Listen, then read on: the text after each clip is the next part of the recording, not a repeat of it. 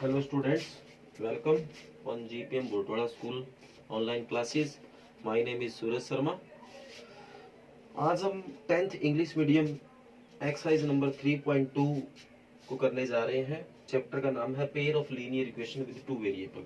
यहाँ दो variable x और y होंगे, जो कि हमने लास्ट एक्सरसाइज में भी उसकी बात की थी, और उनसे बनने वाला एक पेयर जोड़ा दो इक्वेशंस होंगी, उनको हमें सॉल्व करना है। सोल्व करने के हर एक्सरसाइज अनुसार अलग अलग मेथड आएंगे। आज हम ग्राफ मेथड और उसके कुछ आसपास के रूलों के बारे में पढ़ने जा रहे हैं।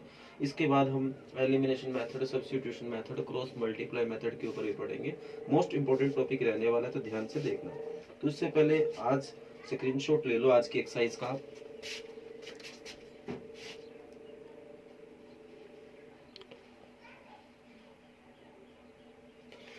अगर किसी बच्चे के पास बुक्स नहीं है तो वो इसका स्क्रीनशॉट ले ले, और जब इसको रफ कॉपी पे करने बैठे या कॉपी पे करने बैठे तो इससे देख के वर्क कर सकता है। तो फर्स्ट क्वेश्चन देखिए, 10 student of class 10 took part in mathematics quiz. 10वीं क्लास के 10 बच्चों ने कोई मैथ के ऊपर कंपटीशन हुआ था, उसमें पार्टिसिपेट किया। कहता है the number of girls is 4 more then the number of boys. कहता है कि अगर लड़कियों की संख्या लड़कों की संख्या से अगर 4 मोर देन है, तो find the number of boys and number of girls who took part in the quiz. तो आप पता करके बताइए कि कितने ऐसे बच्चे हैं, कितने ऐसे लड़के और लड़कियां हैं जिन्होंने इस क्विज में पार्ट लिया था। तो हमें अलग अलग लेट करना पड़ेगा, लड़कियों को अलग लेट करना पड़ेगा, लड़कों को अलग लेट करना पड़ेगा। इस हिसाब से हम ये सारा का सारा वर्क फाइंड करेंगे।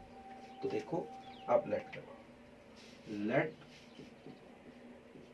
The number of boys who take part in quiz is x। इसी तरह let the number of girls who take part in quiz is y। जो टोटल स्टूडेंट है वो है 10, जो बच्चे टोटल है वो 10 है। तो सीधी सी बात है, लड़की और लड़कियां 10 है, तो एक इक्वेशन तो बनी पड़ी है, x plus y is equal to 10, equation number first. इसके बाद इसने एक बात और रखी, जो नंबर ऑफ बॉयज है, सॉरी नंबर ऑफ जो गर्ल्स है वो 4 मोर देन है नंबर ऑफ बॉयज। तो गिवन है, given that the number of girls is 4 more than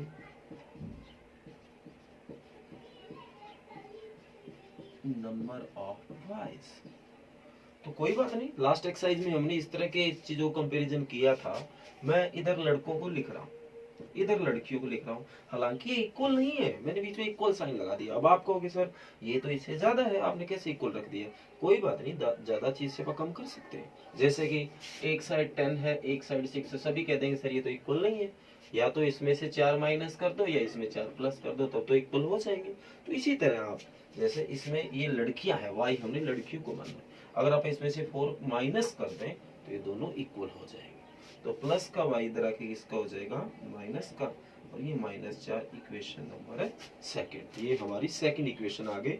इसके बाद हम दोनों इक्वेशंस को सोल्व करते हैं और इसको पता करते हैं। तो let equation first, x plus y is equal to 10।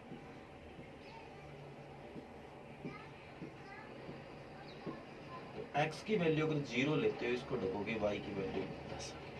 इसी तरह अगर y की वैल्यू 0 लेते हो तो x की वैल्यू 10। इसी तरह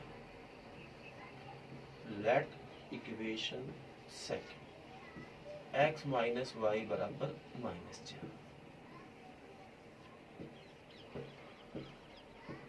x अगर x की वैल्यू 0 ली तो माइनस से माइनस कटा y 4, और y की वैल्यू 0 ली तो आपका x -4। अब इनसे आपको एक ग्राफ बनाना है, ध्यान से देखना। तो ग्राफ बनाने के लिए जो यूनिट्स है वो 2-2 सेंटीमीटर की ले लो। 1 centimetre is 1 unit is 2 centimetre. ये एक्स एक्सिस है, ये वाई एक्सिस है, इधर पॉजिटिव होता है, इधर नेगेटिव, एज इट इज ये। और आपको ये जो ग्राफ है वो ओनली और ओनली स्केल से ही बनाना है, अदरवाइज आपसे ये ग्राफ सही नहीं बनेगा।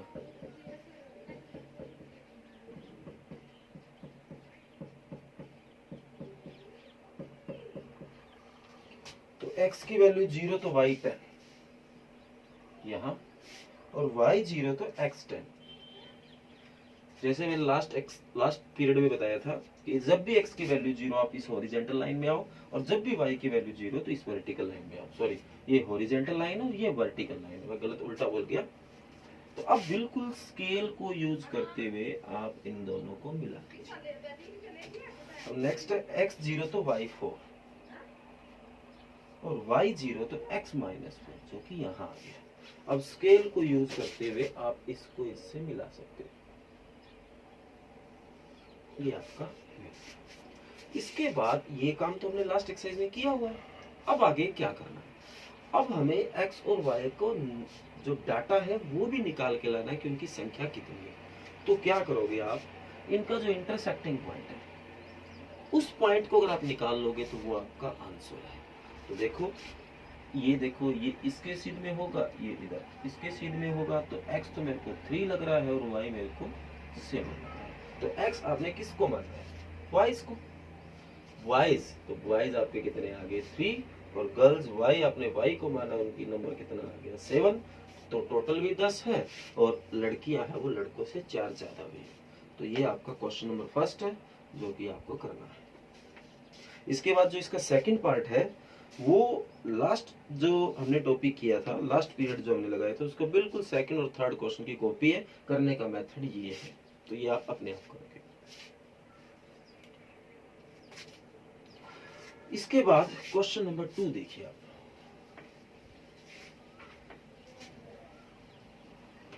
कहता है कि मैं आपको 2 इक्वेशन देता हूं, आपको पता लगाना है कि वो इक्वेशंस जो आपस में इंटरसेक्टिंग है या पैरेलल है या कोइंसिडेंट है। तो a1 by a2, b1 by b2 और c1 by c2 कंपेयर करते हैं। तो ये देखो कैसे कंपेयर करना है। तो मैं आपको एक तरीका बताता हूँ। सेकंड क्वेश्चन फर्स्ट पार्ट, आप 2 इक्वेशन ले लो, जैसे कि ये ले लेते हैं 5x minus 4y plus 8 is equal to 0, 7x plus 6y minus 9 is equal to 0। तो कहता है compare a1 by a2, b1 by b2, c1 by c2। तो कैसे कंपेयर करते हो, कौन a1 है और कौन a2 है, ये कैसे पता लगे। तो जो नॉर्मल इक्वेशन होती है ना, वो ax plus by plus c is equal to 0 इस फॉर्म में होती है। अब क्या है, यहाँ 2 इक्वेशन है तो दूसरी भी इसी फॉर्म में होगी। अब चक्कर पड़ गया, ये भी a है ये भी a, पर सर हमारे तो यहाँ सेम नहीं है, तो इसका नाम a1 दे देते हैं, इसका a2, इसका b1, इसका b2, इसका c1, इसका c2। तो पता चल गया ना कौन a1 और कौन a2 है। तो ये a1 है ये a2 है। तो इसी तरह हमें फाइंड करने हैं। तो a1 बाय a2 तो 5/7, b1 bye b2 minus 4/6 minus 2/3, और c1 बाय c2 8/-9। कई बच्चे इस माइनस से बड़े कंफ्यूज होते हैं, सर ये इसका ऊपर रखना है या नीचे, कोई मतलब नहीं है, यहाँ लगा दो यहाँ लगा दो यहाँ लगा दो, एक जगह कहीं लगा दो, एक ही चीज है। अब पता कैसे चलेगा सर ये इंटरसेक्टिंग है या पैरेलल है या कोइंसिडेंट है। तो आपको एक तरीका बताता हूं मैं। अगर आपका a1 by a2, b1 by b2, c1 by c2 तीनों इक्वल हो सकते हैं, a1 by a2, b1 by b2, c1 by c2 तीनों इक्वल नहीं हो सकते, a1 by a2, b1 by b2 is not equal to c1 by c2। ये 3 तरीके की चीज बताइए। अगर ये चीज हो, तीनों की तीनों इक्वल हो, तो आप कहोगे कोइंसिडेंट। स्पेलिंग चेक कर लेता हूँ, कोइंसिडेंट। कोइंसिडेंट मतलब एक के ऊपर दूसरी लाइन जा रही है, इस तरह का ग्राफ बनेगा। अगर ऐसा बन रहा हो तो, अगर ये चीज हो तो इंटरसेक्टिंग, ऐसा ग्राफ बनेगा कि वो आपस में लाइनें इंटरसेक्ट करेगी। जैसे कि मैं इधर बना भी देता हूँ, ये तो ऐसे बनेगा, एक के ऊपर ही दूसरी लाइन जाएगी ऐसे, और ये जो है एक लाइन ऐसी जाएगी, एक ऐसे आपस में कट हो जाएगी, और ये जो है आपस में पैरेलल जाएगी इस तरह से, तो इनको बोलते हैं पैरेलल।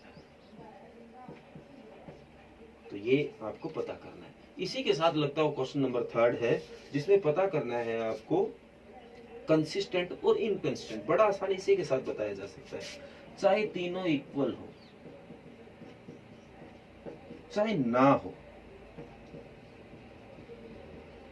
वो कंसिस्टेंट होगा, और अगर इस तरह के केस हो वो इनकंसिस्टेंट होगा।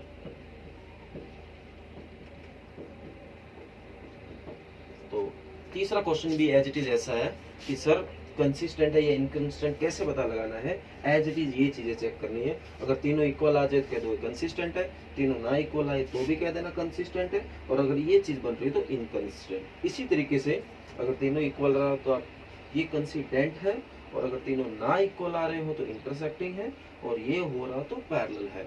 एक क्वेश्चन में ये चीजें आएगी, एक में ये, मतलब ये अलग अलग क्वेश्चन एक साथ नहीं पूछे जाएंगे। या तो क्वेश्चन इन तीनों में से एक बताना होगा या तीनों में, और बहुत बार ऑप्शन टाइप इसका क्वेश्चन बनता है। तो इस चीज का आपको ध्यान देना है और इसके ऊपर वर्क करना है। इसी तरह एक और क्वेश्चन मैं आपको बताता हूँ।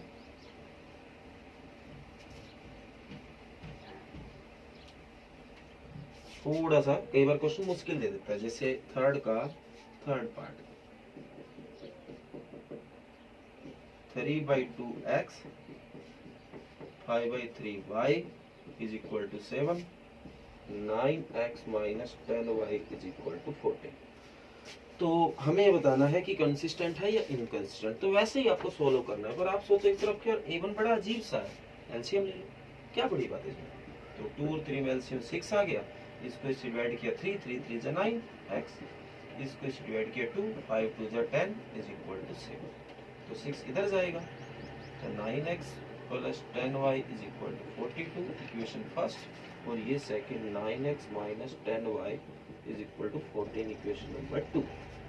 तो a1 बाय a2, इधर a1 9 है, a2 भी 9 है, कट होके 1, b1 बाय b2, तो 10 बाय माइनस 10 ये कट होके -1 आ गया।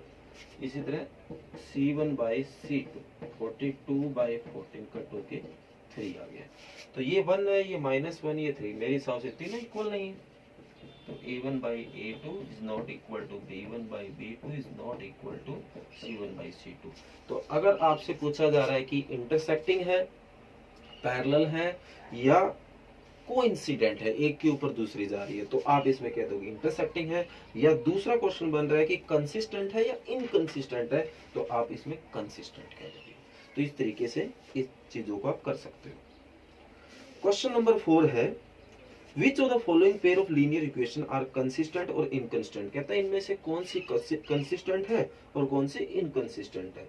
तो आप if consistent obtain the solution graphically, अगर कोई कंसिस्टेंट है तो उसका सॉल्यूशन ग्राफिकली आप निकाल के लाओगे।